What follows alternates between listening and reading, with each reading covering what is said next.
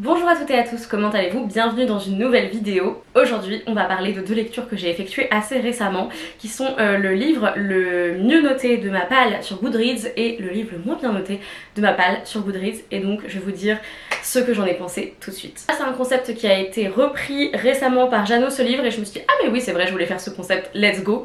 Inspiration d'elle, évidemment, qui était déjà un concept qui avait été inventé par des chaînes anglophones. Dans tous les cas, c'est un concept qui est assez vieux et qui n'est pas du tout récent, mais que je n'avais encore jamais fait, et donc j'étais contente de découvrir ces deux livres. Sans plus attendre, je vais vous dire lesquels c'était. Dans ma palle, le livre le moins bien noté était L'Enfant des forêts de Michel Hauteville, que j'avais acheté au moment de sa sortie pour la rentrée littéraire. J'étais allée à Rennes à la librairie La Nuit des Temps et c'était une soirée spéciale coup de cœur où en fait les libraires racontaient les coups de cœur qu'elle avait eu par rapport au livre de la rentrée littéraire. Il y avait notamment celui-ci, mais il y avait aussi Le Portrait de mariage, qui a été un de mes livres préférés de l'année dernière.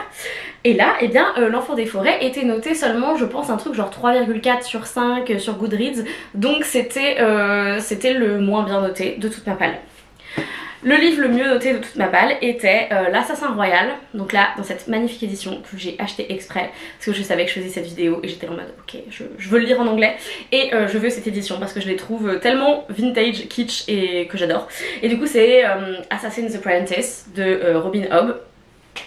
Ça m'étonne pas trop que ça ait été le livre le mieux noté de ma palle et j'étais contente que ce soit celui-ci pour faire la vidéo, et ça faisait très longtemps que beaucoup de personnes me tannaient pour le lire, notamment Marion de la chaîne Entre les Lignes qui m'avait offert une intégrale qui est pas hyper lisible parce que les intégrales écrites tout petit en français en plus, donc je me suis dit tu sais quoi, c'est pas grave, on rachète le tome 1 et on va voir ce que ça donne. L'Enfant des forêts, c'est un livre qui parle d'une sorte de réécriture de contes de fées avec un ogre et un jeune garçon. Sauf qu'en fait l'ogre est un chasseur qui chasse les enfants de migrants en fait qui se perdent dans sa forêt, et le garçon c'est un jeune migrant. Et c'est assez terrible, hein. C'est vraiment un ogre façon conte de Grimm sans être aseptisé par Disney et ce genre de choses. Cet homme est très violent, cet homme est extrêmement toxique, extrêmement abusif, et du coup c'est un pédophile. En fait lui il est persuadé d'être dans le vrai, il est persuadé de faire ça pour aider ce jeune garçon, et il a tout un truc aussi où il essaye de trouver un apprenti. Et donc on va suivre notre jeune garçon, et je sais plus comment il l'appelle, en fait il l'appelle Nummerzeich je crois. Ce jeune garçon en fait on le connaît juste par ce numéro, et on va le suivre de sa capture jusqu'à la fin du livre et des retournements de situation etc, et toute sa captivité on va dire. Je l'ai lu en lecture commune avec Amélie.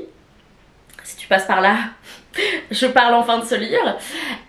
Et vraiment, je pense que s'il n'avait pas été dans ma pile à lire de Taylor Swift, de mon challenge pour Taylor Swift, je l'aurais abandonné, très clairement. Parce que en fait, j'ai lu les 70 premières pages, j'étais là d'accord, je pense que j'ai compris plus ou moins le style. J'ai compris cette double narration, l'ogre qui parle et le petit garçon qui parle d'une autre manière, voilà, la narration est intéressante. Et j'étais là, j'ai pas l'impression que ça va révolutionner grand chose. Et en fait, ce sentiment était à la fin de la lecture, je me suis dit toutes les horreurs qui ont été racontées dans ce livre, pour moi, ne valent pas la peine de le lire. Et le message qui en ressort, qui est un message sur notre humanité, sur qu'est-ce qui fait qu'on est un être humain, quand est-ce qu'on perd son humanité, etc., sont des considérations intéressantes. Mais pour moi, ce livre n'a pas besoin d'être lu pour arriver à ces considérations, et du coup je me pose la question de est-ce que ce livre avait besoin d'être écrit aussi. Tout n'est pas à jeter, mais en fait je l'ai suffisamment pas aimé pour me dire bon, j'aurais très bien vécu ma vie sans l'avoir lu en fait. Je sais pas quoi vous dire d'autre. Évidemment, énorme trigger warning pour pédophilie. J'étais un peu dubitative des retournements de situation, et la fin pour moi était un peu abrupte et sortait un petit peu de nulle part. J'ai pas été hyper convaincue, on va dire. Si vous voulez le lire pour vous faire votre propre avis, entre guillemets, je peux pas vous en empêcher. Les qualités que pouvait avoir ce livre sont au service d'un scénario qui pour moi est à la fois assez bateau et à la fois pas, je sais pas hyper développé, pas hyper bouleversant on va dire. Et si en fait c'est bouleversant, mais d'un autre côté, je sais pas, la narration m'a bloquée et en même temps j'étais horrifiée.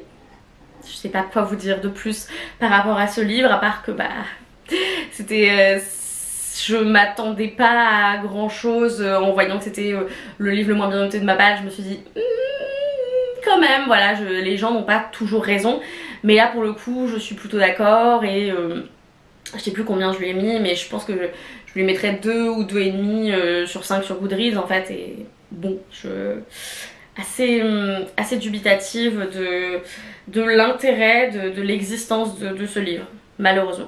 On va passer dans quelque chose de plus joyeux, mais à nouveau avec des petits garçons qui sont abandonnés. Avec le tome 1 de l'Assassin Royal du coup, qui est l'histoire de Fitz. Le premier chapitre, c'est son premier souvenir de sa vie et c'est son grand-père maternel qui l'abandonne devant le château en disant c'est le fils bâtard du prochain roi en fait, Chivalry du coup. Et donc maintenant je m'en suis occupée pendant les 6 années de sa vie, maintenant vous vous en occupez vous. Allez, c'est parti. Et c'est son premier souvenir et en fait il se souvient pas vraiment de sa mère, il se souvient de pas grand chose à part de ce début d'existence à la cour. Et donc on va le suivre quand même pendant une bonne partie du temps alors que il est très jeune, voilà, les personnes qu'il rencontre, les personnes qui peuplent un petit peu son enfance. Ça prend extrêmement son temps, mais en fait c'est de la vieille fantaisie pure et dure et j'adore, voilà, je me suis dit ça faisait tellement longtemps que je n'avais pas lu une fantaisie qui m'embarque et en même temps qui prend son temps et qui est tellement un classique en fait. C'est vraiment, tu sais que tu as un classique dans la fantaisie dans les mains et c'est trop chouette. Je n'ai pas fini mon résumé, mais entre deux, je dissémine des petits compliments comme ça. Et du coup, il est choisi par le roi, qui est donc son grand-père paternel, pour devenir apprenti assassin. Avec un maître, etc. Un peu au vu et au su de tous, c'est quelque chose qui n'est pas censé être connu. Et donc on va suivre comment il navigue ça, tout simplement. Toutes ses relations avec sa famille paternelle, ses relations avec le maître d'écurie par exemple, qui est à la fois une figure paternelle mais en même temps c'est hyper ambivalent. Lui il a des dons mais en fait vu qu'on est dans son point de vue à lui, on sait pas vraiment si c'est des dons qu'il est censé avoir, etc. Donc c'est vraiment très chouette. C'est un tome qui prend son temps mais qui m'a donné envie de continuer là-dedans et j'ai trouvé que la langue était hyper châtiée, très belle. Moi je peux juste dire que je comprends la hype autour, je comprends pourquoi les gens le notent aussi bien. En vrai, du coup j'ai rien à reprocher à ce tome 1, je trouve qu'il est vraiment très bien maîtrisé. Moi, il m'a manqué un petit truc pour que ce soit un coup de cœur. En fait, il m'a manqué un truc pour que je sois tellement embarquée dedans que je doive continuer à le lire absolument. Là, pour moi, c'est solide en fait, c'est super solide, c'est une excellente base. Mais j'attends un peu plus de fantaisie dans la fantaisie. Mais ouais, j'attends quelque chose en plus, j'attends une espèce de petite étincelle qui là n'est pas venue, on va dire. L'étincelle n'était pas là. Objectivement, je comprends pourquoi c'est le mieux noté de ma palle. Mais pour moi c'est pas en fait c'est différent de la meilleure lecture de l'année en fait. Et du coup je sais que perso je l'ai aussi très bien noté. J'étais là y a aucun problème avec ce livre, aucun problème que je peux détecter on va dire. Il est vraiment très bon mais c'est pas non plus un coup de cœur. Donc voilà, je lirai quand même la suite évidemment. Et je serais très curieuse de savoir si vous l'avez lu, qu'est-ce que vous aviez pensé du tome 1, est-ce que c'est juste que en fait le tome 2 et 3 va commencer à... Enfin plus on lit et mieux c'est, voilà. C'est une de mes questions, est-ce que c'est parce qu'effectivement c'est un tome assez introductif.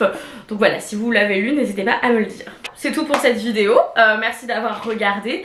Donc un peu en demi-teinte, pas de coup de cœur absolu, mais j'ai bien aimé faire ce type de vidéo et ça m'a permis de sortir 2 livres qui sinon auraient peut-être pris un petit peu la poussière dans cette fameuse palle. Dites-moi dans les commentaires si vous avez lu un de ces livres, qu'est-ce que vous en avez pensé, est-ce que ce genre de concept vous plaît aussi, vidéo un petit peu concept. Moi je dois avouer que c'est assez fun à faire, donc de toute façon je pense que je continuerai à faire ce genre de choses. Et puis sinon on se retrouve la semaine prochaine pour une prochaine vidéo. Ciao.